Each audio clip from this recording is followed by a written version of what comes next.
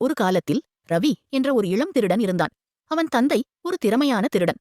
வாழ்க்கையிலேயே திருடித்தான் வாழ்ந்தவர். அந்த தந்தையின் பாதையில் நடந்து ரவி திருட்டுத் துறையில் பல யுக்திகளை கற்றுக்கொண்டான். தன் இறுதி தருணத்தில் ரவியிடம் தந்தை கூறிய கடைசி அறிவுரை, மகனே, நான் என் முழு வாழ்க்கையும் திருட்டிலேயே கழித்துவிட்டேன். நீயும் அதையே தொடர்கிறாய். நான் தடுக்கவில்லை.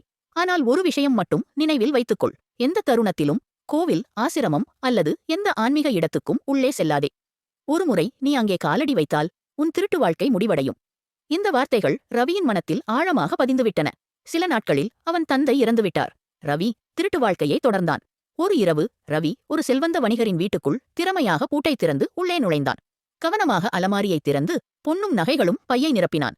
ஆனால் வெளியேறவிருக்கும் தருணத்தில் ஒரு கூச்சல் எழுந்தது. திருடன், திருடன்! வீட்டினர் விழித்தனர். காவலர்கள் விரைந்து வந்தனர். ரவி ஓடத் தொடங்கினான்.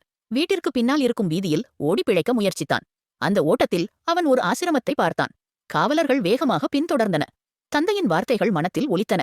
ஆன்மீக இடத்தில் காலடி வைக்காதே. ஆனால் வேறு வழியில்லாமல் அந்த ஆசிரமத்துக்குள் ஓடினான். ஒரு தூணின் பின்னால் மறைந்தான். அப்பொழுது அந்த ஆசிரமத்தில் ஒருவர் உரை நிகழ்த்திக் கொண்டிருந்தார். ரவி செவிகளை கைப்பிடித்து மூடினான். தந்தை சொன்ன மாதிரி இந்த இடத்திலிருந்து நன்மை ஏதும் செவியில் புகுந்துவிடக் கூடாது. ஆனால் ஒரு வரி அவன் செவியில் புகுந்தது. தெய்வங்களுக்கு நிழல் இருக்காது. ரவிக்கு குழப்பமாக இருந்தது. ஆனால் அவனுக்கு தேவையான விஷயம் காவலர்களிடம் இருந்து தப்பிப்பது என்பதால் அதை பெரிதாக எடுத்துக்கொள்ளவில்லை. காவலர்கள் அவனை பிடித்தனர். அவனை அரசரின் நீதிமன்றத்திற்கு கொண்டு சென்றனர். அரசர் கேட்டார், வணிகரின் வீட்டில் நீ திருடியதற்கான குற்றத்தை ஒப்புக்கொள்கிறாயா?